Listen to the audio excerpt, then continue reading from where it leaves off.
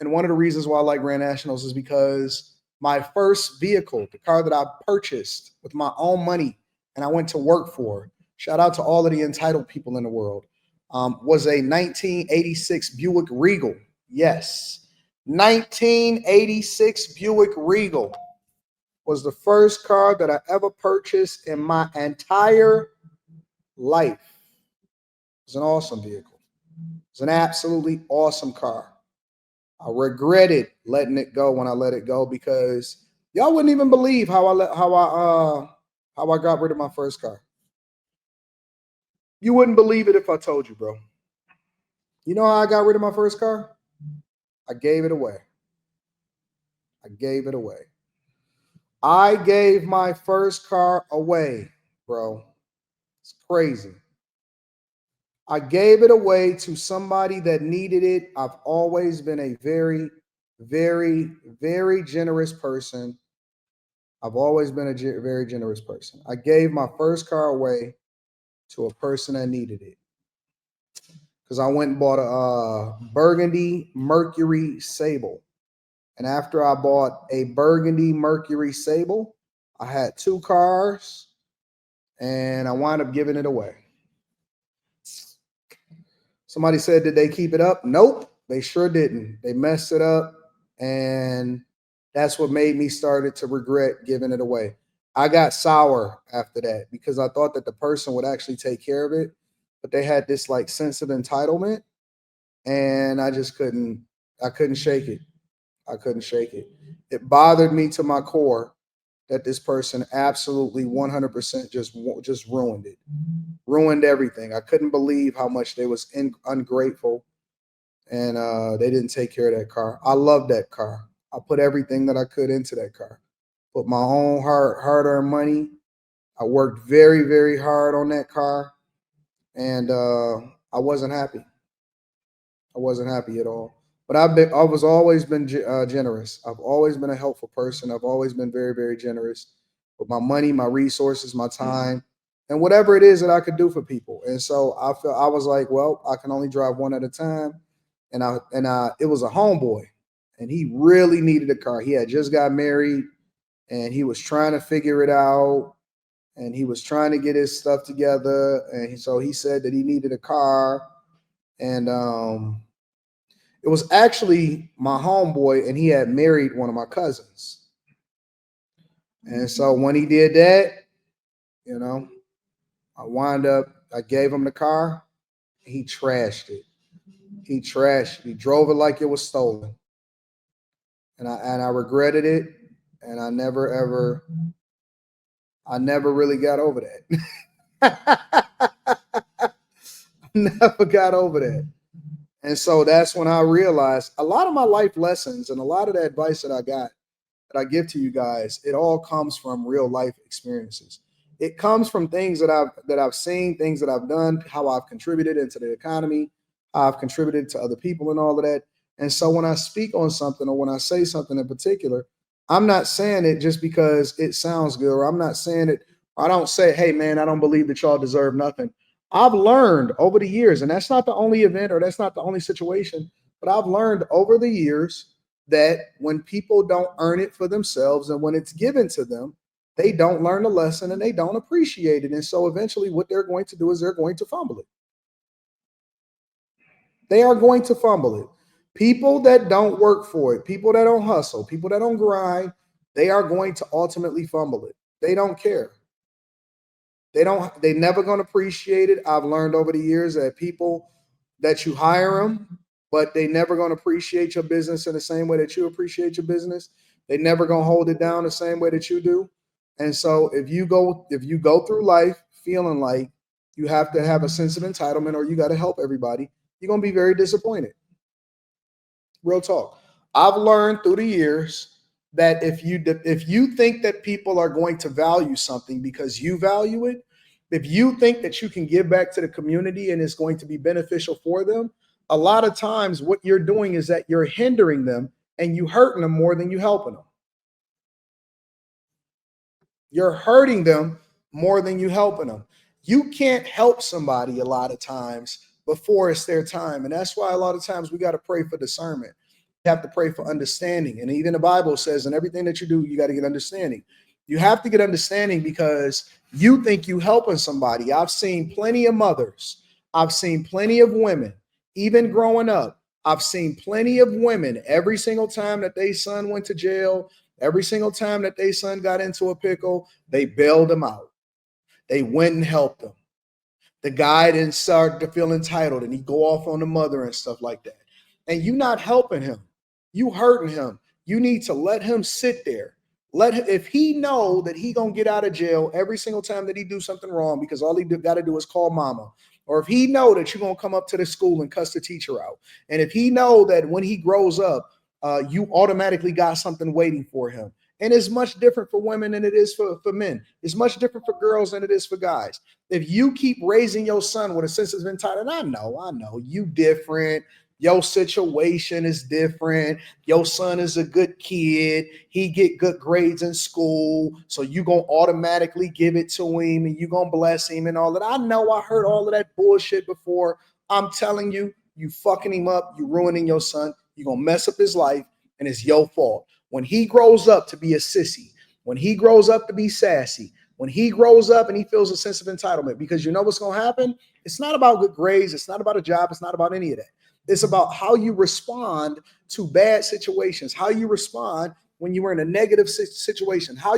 Are you able to stand on your own without the person that's been carrying you the whole time? And that's the thing that you got to have a conversation about. No matter how old we got, we always was mindful of the idea that, man, if anything was to ever happen to my father, would I be able to survive on my own? Because that's the first thing that came into my mind when I had to move back into my parents' basement when I went broke in 2008. I was 26 years old. And I had to depend on my parents. And so that's when I started to figure it out. And I was like, you know what? This is crazy. I'm not telling you that you can't do stuff for your kids. What I am telling you is that you handicapping them. Don't let them leave the house until they're ready. It's not always about that, but allow for them to fail in controlled environments. You think that you different and that because you are successful and somehow you don't want them to learn the same lessons that you have. And I don't mean that they got to go in the hood. That don't mean that they got to go in and suffer through the exact same things that you suffered through, but they not going to die if you don't buy him a car. If he need to learn what it feel like to catch the bus. He can walk.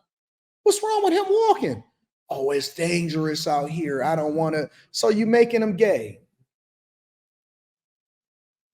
And I'm telling you, it's going to be that first sign of distress. Everything is always good when everything is good.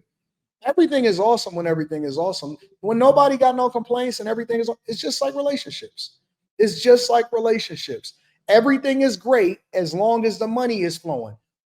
How do you respond under duress? That's the true test of a relationship. That's how you know that you're with the person that you're supposed to be with. What are they going to do and how much are they willing to take when everything ain't going right? How would your kids completely fail and fall off the map if you wasn't able to take care of them, but they got laid off from their job? How would they respond? Would they go homeless? Do they know how to hustle? Do they know how to fix their own car? Every time he crashes his car, he don't even appreciate it. You go and get him a new one. You go and get it fixed and all of this other stuff. What would he do? Can he survive on his own? That's the true measure of a man is can you survive? That's the true measure of a parent is have you raised your child to where they can survive on their own or are they always going to be your little baby? Because no woman, won't no man that's always whining and calling his mama every time he get in trouble. I know grown men that when they got into it with their wife, they called their mama. It's crazy. It's a real thing. I'm talking about grown men. I know grown men who don't work, but they wife work. I've seen it all, bro. I've seen it all. I'm telling you, I've seen it all. I know grown men who don't work because they got to be home with their mothers, and their wife is the one that's the breadwinners. Don't tell me that it ain't no homosexuals out here.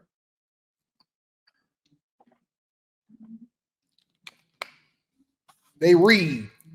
They read all day. Real talk. They read all day. Cool people. Good people. They not necessarily bad people. They not criminals. They not none of that stuff. But they chilling. Chilling. Been married for a long time. Ain't never really had a real job. I know some real homosexuals out here. Seriously. No small children. They just husband and wife. Husband and wife.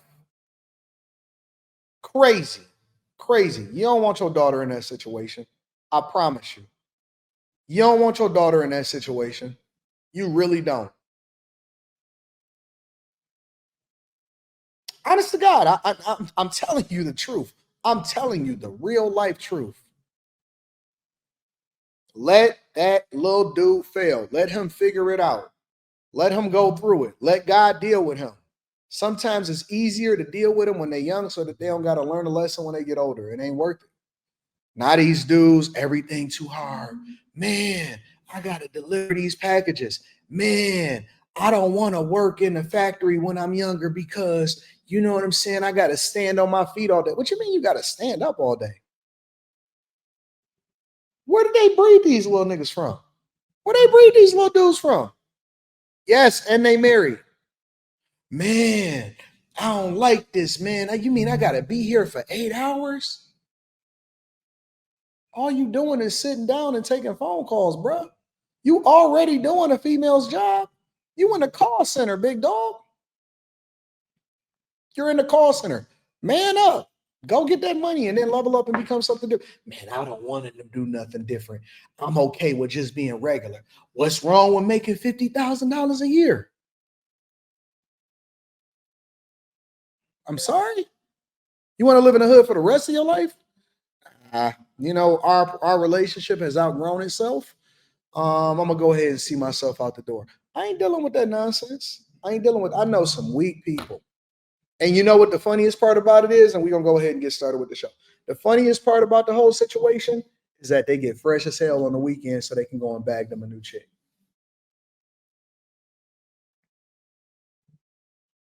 They get dog. They got a couple hookups, or they occasionally go and get them a fresh new this. They know how to put a hookup together, and they know how to spit that game. They know how to present themselves. You meet them in the bar, or you meet them wherever it is. I met this nice guy. I met this nice guy. They know how to get fresh. Oh yes. Oh yes. Oh yes. They know how to get fresh. 100%. They car gonna be clean. They've been working on it all weekend. They got the armor all on the tires. The inside is pristine. He well put together. That nigga's a hobo. I'm telling you, they real in the field. Real in the field. Oh, but let the ladies tell it. Let the women tell it. Anton, you hate all you ever talk about is black. Well, I talk about everybody. I talk about degeneracy. And if it don't apply, then let it fly. I talk about everybody. I talk about men, women, white, black, young, old, hobo, all of that. I talk about everybody. I know people that's out here in these streets and they will give you a good presentation layer. They're going to be fresh. They're going to line up and trick you out your socks, trick you out your position, trick you out your position.